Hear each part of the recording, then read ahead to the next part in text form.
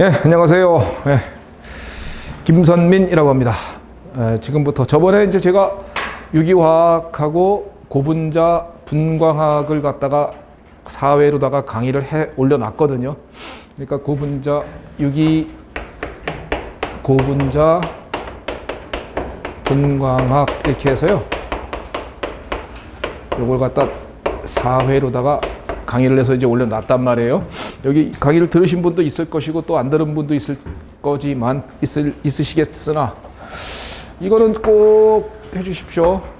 여기서 두 문제가 나오는데 이 두 문제는 응용력을 요하는 게 아니라 내용을 알면 풀리는 겁니다. 그렇기 때문에 이건 해야 된다는 얘기예요. 이제 앞으로 이제 지금부터 여러분들이 하실 것은 일반학인데요. 일반학은 내용을 알아도 문제가 안 풀리는 경우가 많다는 겁니다. 그게 이제 응용력 때문에 그렇거든요. 그렇기 때문에 응용력이 부족한 친구들은 내용을 충분히 안다고 해도 문제를 못 풉니다. 그리고 이제 여러분들이 기출문제를 한 번쯤은 다 보셨을 텐데 한번 안 보셨으면 앞으로 보게 될 거고요. 문제 하나의 길이가 이만한 게 있습니다. 막 A4지 한 페이지 막 이런 거예요. 그러면 그런 문제를 갖다가 읽는데 걸리는 시간만 해도 2분 이상 걸리거든요. 그 시험장 들어가면 못 풉니다. 그러니까 불강력적인 문제가 10개 중에 2개가 있습니다.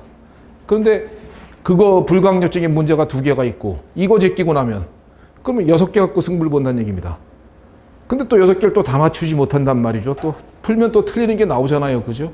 그러니까 화학에서 어떤 친구가 어저께 제가 설명회 나와가지고 얘기를 하는데 그 물리 선생이 하는 말이 화학이 제일 어려운 것 같습니다 라고 하더라고요.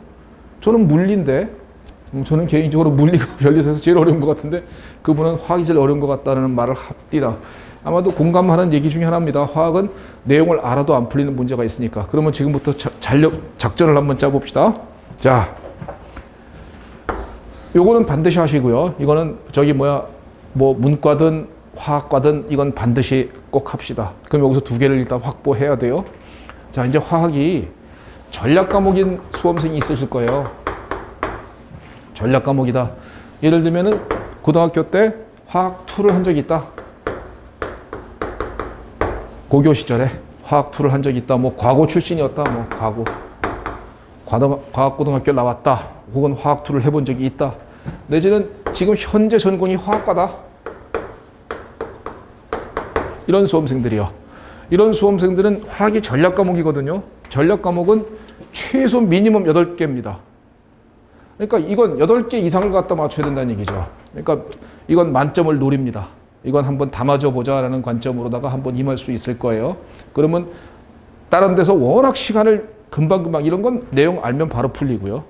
그 다음에 화학 문제 중에서 10문제 중에서 2개가 예, 또 6문제 정도가 내용만 알면 바로 풀리는 거, 2개 정도가 응용력을 요하는 거거든요. 이게 이제 시간이 엄청 걸려요. 이게 시간을 많이 할애해 줘야 되는데, 그러니까 여기서 2개 맞추고 요거 6개 맞추고, 그 다음에 이거는 여기서 시간을 워낙 세이브하기 때문에 이것까지도 손을 댈 수 있다는 겁니다. 그렇게 되면은 이거는 이런 수험생이라면, 이런 전략적인 수험생이라면 화학을 8개 이상, 최소가 8개, 그리고 노린다면 만점도 한번 노려본다라고 생각하는 수험생이 되겠죠. 있으십니까 혹시? 인강생들 중에 있으면은 이제 지금처럼 말한 대로 임하면 돼요. 그리고 자, 그 외에는 전부 다 화학은 방어 과목이라는 겁니다. 방어 과목이라는 것은요, 말하자면 5개 내지 6개만 맞춰도 행복하다라는 겁니다. 그러면 나머지 지구과학이라든가 내지는 생물에서 물리는 좀 아닌 것 같은 생각이 들고요. 모르겠습니다. 어떤 분들은 물리 굉장히 잘하는 분도 있을 수 있으니까. 그러니까 지구과학이 특히 뭐 좀 공부한 대로다가 점수가 나오는 과목이라고들 하더라고요. 그러니까 지구과학이나 생물 같은 암기 과목에서 점수를 좀 치고 화학이나 물리에서는 좀 약하니까 점수를 조금 덜 받는 과목이다라고 생각해서 전체 평균을 70점 정도로다가 맞춰주는, 이 정도면 굉장히 훌륭한 작전이거든요. 5개 내지 6개 정도를 노리시는 분들은 자, 공부할 방법은 지금부터, 지금 만약에 본인이 여기가 이제 공부 시작할 때 지금 이제 5개월 남았지 않습니까? 여기서 이제 결정을 딱 하고선 가는 거예요. 그러면 처음부터 노선을 변경하는 일이 없이 시행착오를 줄이면서 갈 수 있으니까. 자, 본인이 만약에 여기다. 그러면 이거 합시다. 이건 반드시 해야 돼요. 이거는 누구라도. 그 다음에 그냥 제가 수업 시간에 했던 얘기를 전부 다 공부합니다. 아셨죠? 본인이 여기다 난 방어야. 6개만 맞춰도 행복해. 그러다가 4개 정도는 모르는 겁니다. 그죠? 4개 정도는 모르니까 4개를 갖다가 일렬로 긁어야죠. 4개는 일자로 확 긁는 겁니다. 그냥. 일자로 확 긁으면 확률은 20%니까. 오지선다 하잖아요. 20%니까 1개 정도 추가시킬 수 있어. 재수 좋아서 7개까지 맞출 수 있다. 뭐 이 정도의 관점이다라고 생각하시는 분들은 자, 이건 합시다. 이건 꼭 해야 돼요. 그 다음에 제가 수업 시간에 진행하면서 자, 방어관목인 수험생은 이 부분은 버립니다 하면 화이트를 씌웁니다. 책에서. 알았죠? 그렇게 갑시다. 그래서 이 부분은 버리십시오라고 했었을 때 주저하지 말고 그냥 과감하게 그냥 X차트 긁어버리세요. 왜냐하면 학생들이 대부분 다 오래 공부하는 수험생들의 공통적인 특징은 못 버려요. 힘 뺄 때와 힘 쓸 때를 구분을 못 한다는 겁니다. 그래서 힘을 빼가지고 이건 그냥 에이 대충 하고 넘어가는 부분이다 라고 생각하는 그런 부분도 있는 거고, 이건 진짜 힘을 줘서 최대한대로다가 골똘하게 생각하면서 철저하게 암기해야 되는 부분이 있는 건데, 그게 구분이 안 되니까 모두 똑같이 힘을 주는 겁니다.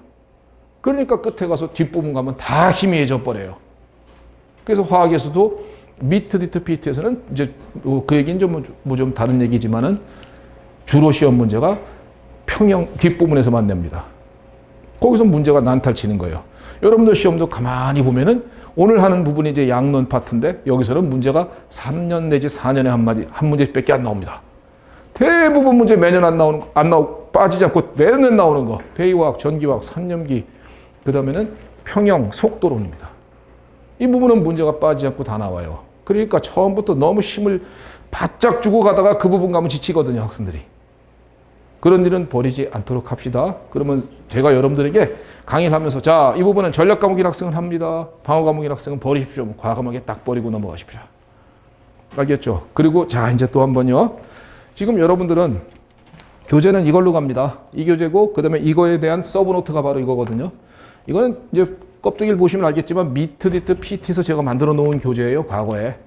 미트, 디트, PT 교재여서 변리사용 화학으로는 너무 넘칩니다. 변리사 시험 문제는 이 정도 수준으로는 안 나와요. 그렇기 때문에 여기서도 제가 엄청 많이 빼드릴 거예요.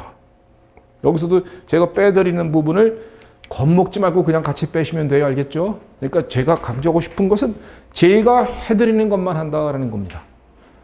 그런데 그렇게 하면은 이게 옆에 자꾸 글씨가 보이기 때문에 신경 거슬려서 못 버려요. 그러니까 제가 추천하는 방법은 오늘 수업이 딱 끝나면은 집에 가셔서 내일, 오늘은 이제 밤 늦게니까 오늘 밤에는 주무셔야 되고요. 내일이라도 혹은 모레라도요. 하여튼 최대한 가까운 기간 내에 A4지를 준비하십시오. A4지를 준비해서 반으로 접으세요. A4지를 반으로 이렇게 딱 접으라고요.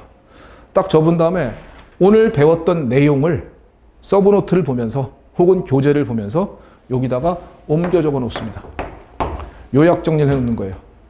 자기가 정리를 한다는 것은 무슨 말인지 알아들어야 정리하는 겁니다. 못 알아들은 수험생은 정리도 안 돼요. 그러니까 여기다가 쭉 정리해 줍니다. 그러면요, 제가 강의를 갖다가 지금부터 2달가량 걸쳐서 마무리 지었을 때 요 A4지가 한 앞뒤로 해서 10장 정도. 그러니까 20페이지로다가 정리가 다 되는 걸 느낄 겁니다.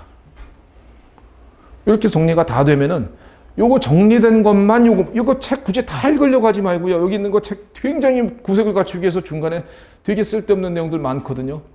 책의 구색을 갖추기 위해서 이건 어쩔 수 없었고요. 서브노트도 여러분들에게 너무 넘치는 부분이 많습니다. 그러니까 그런 것들 다 하려고 하지 말고 제가 알려드린 내용만 이렇게 A4지다가 정리를 딱 해서 서브노트를 참고하고 교재를 참고해서요. 정리를 해가지고 나중에 요것만 계속 민법이나 특허 상표 복법 보다가 지겨울 때 머리를 좀 리프레시하고 싶을 때 외워주십시오. 아시겠습니까? 이렇게 해놓으면은 그러면 이게 한 10장 정도 내에 다 들어간다는 걸 느낄 거예요. 글씨를 좀 작게 써야 합니다. 글씨 이따만하게 쓰면은 이게 안 돼요. 작게 좀 써가지고 이렇게 딱 해놓으면은 굉장히 공부량을 함축적으로 줄여줄 수 있다라고 생각을 합니다.